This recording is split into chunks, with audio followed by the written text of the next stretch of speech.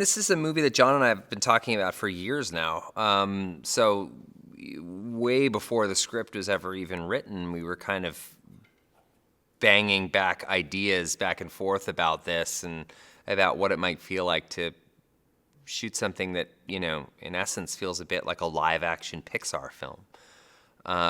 And that's really what John has put on the page, I think. In you know, it's incredibly emotional, and it ebbs and flows. It's that make them laugh, make them cry, and bring them back to laughter. As we started shooting this movie, I've talked to a lot of people that, you know, they'll ask me what I'm up to. I'll say, oh, I'm shooting this film about imaginary friends. I've talked to people who are in their 30s, 40s, and 50s who will talk about, oh man, I miss my imaginary friends. I had two when I was a kid, and their names were this and that, and they would kind of go into this sort of wistful, nostalgic, and not the least of which emotional kind of reverie of when they were kids and that time when they had that friend that was there for them unconditionally and always.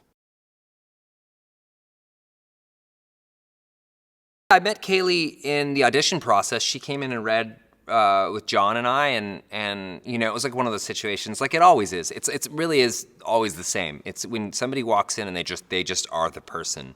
You know, within the first sentence that comes out of them, you just, you know, even though we'd already read with some pretty striking and incredible young actors, the second Kaylee walked in, she just spoke, and you just knew. I mean, John and I kind of looked at each other. It was almost like, why continue with this charade of, you know, the rest of these scenes that we knew right away.